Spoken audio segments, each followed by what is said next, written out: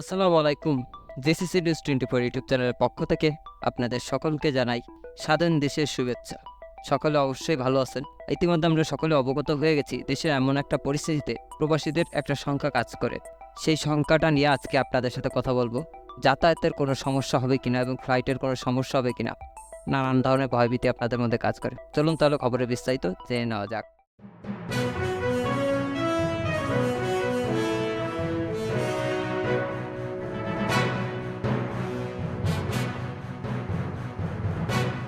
এর মধ্যে এক শ্রেণীর লোক গুজব ছড়িয়ে দিচ্ছে যে ফ্লাইট বন্ধ হয়ে গেছে, যেটা সম্পূর্ণ মিথ্যা। ফ্লাইট চলাচলে কোনো সমস্যা হচ্ছে না।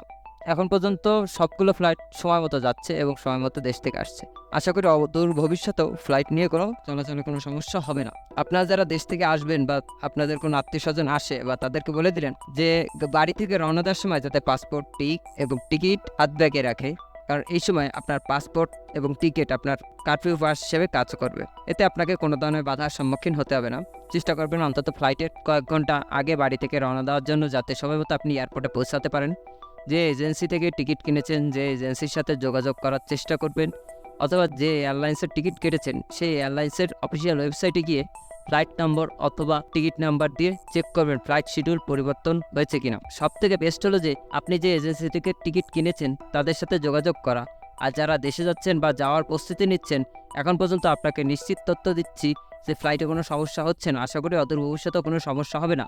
তবে সপ্তম হলো যে আপনারা যে ফ্লাইটের আগে সমস্ত কাগজপত্র প্রিন্ট আউট করে সাথে রাখবেন, যাতে যে কোনো জায়গাতে যে কোনো পরিস্থিতিতে আপনারা শো করতে পারেন। দেশের এই পরিস্থিতির সময় আপনাকে সবসময় সতর্কতা থাকতে হবে। আর যারা গুজব চালাচ্ছেন তাদের জন্য অনুরোধ থাকবে প্রবাসীদের স্বার্থে কিন্তু ফ্লাইটের সাথে। একটা ফ্লাইট কোনো প্রবাসী যদি মিস করে তাহলে তার আবার বিশাল সমস্যা হতে পারে। পরবর্তী টিকিট কেনার জন্য তার আর্থিক সমস্যা হতে পারে। নানান ধরনের সমস্যার মুখোমুখি তাদের হতে হবে। তাই আপনাদের কাছে অনুরোধ থাকবে অন্তত প্রবাসীদের সাথে ফ্লাইট নিয়ে কোনো গুজব না ছড়ানোর জন্য। কারণ এখনও হাজার হাজার প্রবাসী দেশে আছেন যারা নতুন ভিসা নিয়ে আসতে যাচ্ছেন, অথবা প্রবাসী ছুটিতে আছেন, যাদের ছুটির মেয়াদ কম থাকার কারণে তারা ভয়ের মধ্যে আছেন, আতঙ্কের মধ্যে আছেন।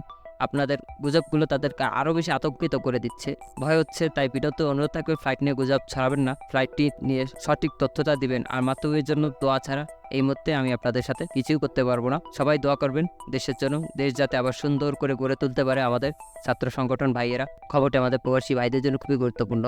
তাই আপনারা যারা দেখছেন তারা এখনই শেয়ার করে অন্যদেরকে জানার সুযোগ করে দিন। আর আপনি যদি আমাদের চ্যানেলে নতুন হয়ে থাকেন তাহলে প্রবাস সম্পর্কিত যে কোনো ধরনের গুরুত্বপূর্ণ খবর সবার আগে পাওয়ার জন্য আমাদের চ্যানেলটি সাবস্ক্রাইব করবেন এবং পাশে থাকা বেল আইকনটি চাপবেন। ধন্যবাদ সবাইকে, ভালো থাকবেন, সুস্থ থাকবেন। আল্লাহ হাফেজ।